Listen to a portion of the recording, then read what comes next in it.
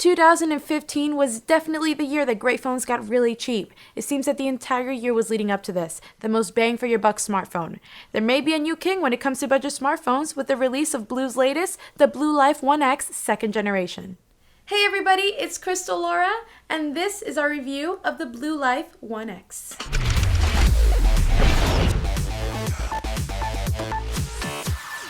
When it comes to budget smartphones, you don't really expect much, but when first taking the BLU Life One X out of its box, you'll be greeted with a pleasant surprise. The Life One X's frame is made from a high-quality aluminum that's finish has been sandblasted to create a nice matte texture. This, mixed with this leathery-looking plastic backing that's been coated in a smooth paint layer, really helps make this phone feel great in the hand. The backing has a soft feel to it, making it very grippy, especially with little bumps, indentations, and grooves found throughout it. It's also not too big, not too thick, and not too heavy at all, creating a very comfortable one-handed experience. Now the phone is a little taller than last year's model due to its slightly larger 5.2-inch screen, but the 2015 BLU Life One X still manages to look very sleek and have a much more premium feel and look than you would come to expect with such a low-priced phone. You'll find the headphone jack up at the top with the power and value buttons here on the right side.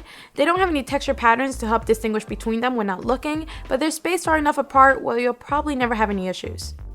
The display you'll find here on the BLU Life One X is a really beautiful 5.2-inch Full HD IPS panel. That extra bit of screen real estate makes for a slightly better media consuming experience. A pixel density of 424 ppi makes for very sharp text, and colors look very nice here. This is thanks to Mirror Vision, which is a set of engines that you can toggle on and off within settings. It helps enhance the picture quality by mostly boosting colors. By default, it's set to the standard mode, but I really do enjoy the extra punch in colors, so switching to the vivid mode makes for less accurate but more appealing images.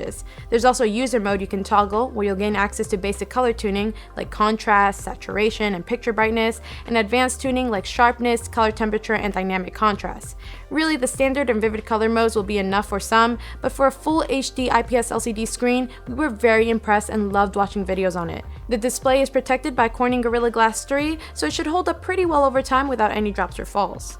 So this year's BLU Life One X is available to purchase unlocked and supports dual SIM cards. We used ours while connecting to AT&T and didn't have any problems at all while being connected to 4G the majority of the time here in New Jersey. Of course, to get to these two SIM cards, you'll have to remove that leathery looking back. And no, you won't find a removable battery here, but instead you'll find a microSD card slot which supports up to a 64 gig card, which is a huge feature for some people as most budget phones do not have much internal storage.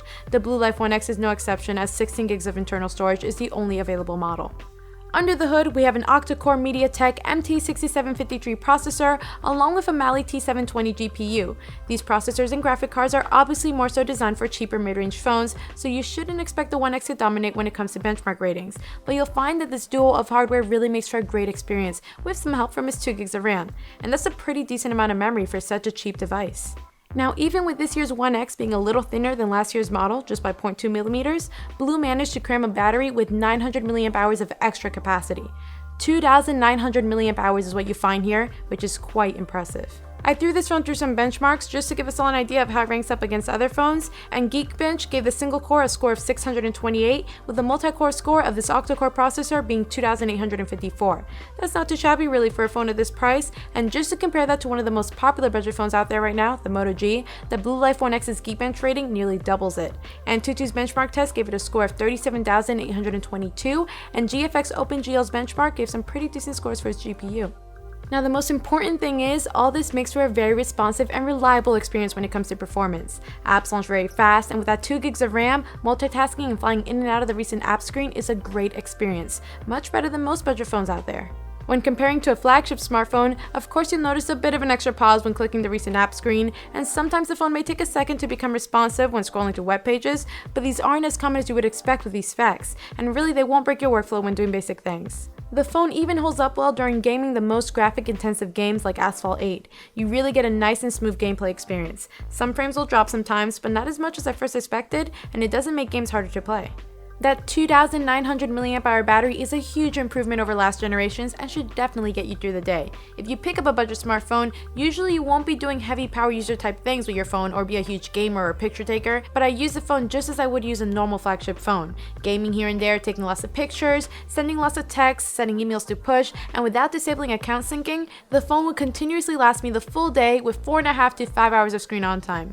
There's no quick or fast charging here unfortunately, but it shouldn't be much of a problem because like I said, I never found the need to charge my phone other than overnight.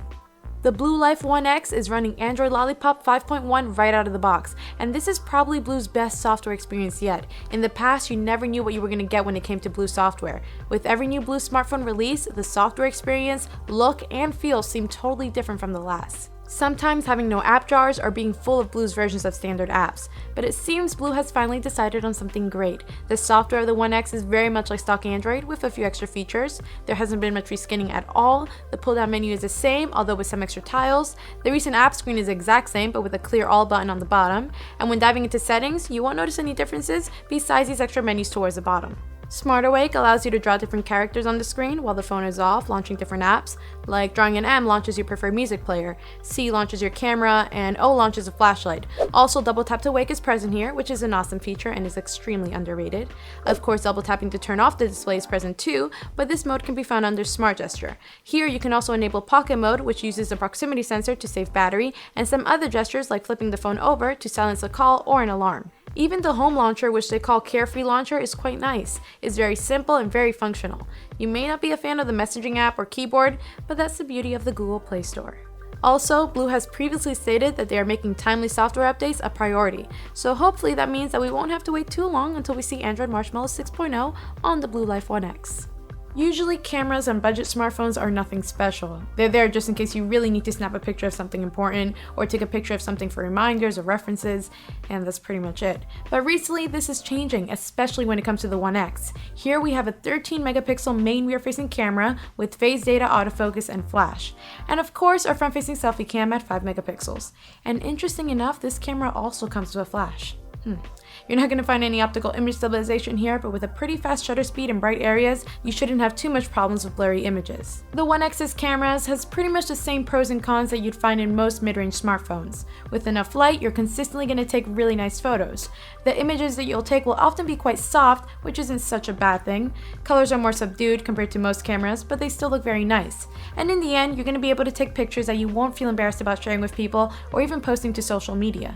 That's not something you can say with a lot of budget smartphones, but like I said, cheap phones are getting really good these days in every department, and the BLU Life One X's camera is no exception. The camera interface is very simple while still having your go-to features ready to be clicked around the preview area, except one feature I would have liked to have at my fingertips is tucked within a menu, and that's HDR. So you can click this box here to get a ton of nice features like beauty modes, sport modes, dual view modes, night modes, and even a pro mode that lets you adjust ISO, white balance, and more. So yeah, there's no auto HDR, so you'll have to dive into this menu every time you want to enable it, but it works pretty well. It'll most likely bring out the shadows rather than lower the exposures of the skies, maybe a little too much, but it does add a lot of sharpening. We'd say stick with HDR being off. Usually you get a better photo without it, it's hidden under a menu, and it does take a while for it to take that picture. However, in low light, it helps a little. All it does is brighten up the picture just a tad, but it definitely looks better every time. Just make sure you keep a steady hand because it does take a while. There's a night mode too, although it takes even longer and you'll have to keep an even more steady hand. Video looks good, allowing up to full 1080p video, but make sure you dive into settings to change it to 1080p from the default 720p. Like the pictures it takes, the colors will be more toned down compared to most cameras, and it'll be a little cooler rather than its warmer competition, but it really makes for a nice video, although a little shaky. Selfies look quite good with a good amount of detail too, and yes, we have the front-facing flash which could be helpful in really dark scenarios, but most of the time you'll probably want to turn this off because it can be a bit harsh sometimes. Overall, compared to phones in the BLU Life One X's price range, the camera here is a lot better than I was expecting, and it definitely creates photos and videos worth sharing.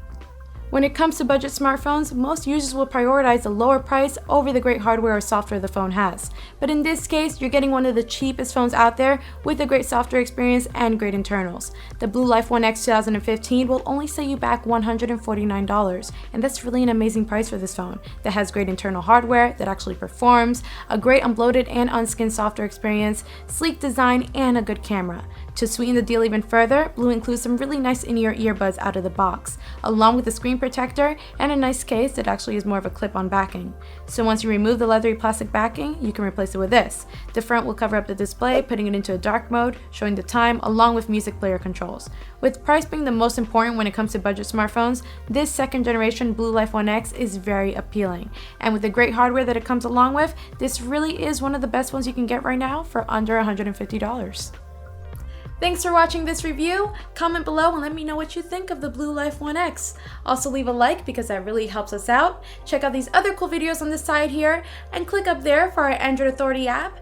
And last but certainly not least, head on over to androidauthority.com for the full in-depth review because we are your source for all things Android.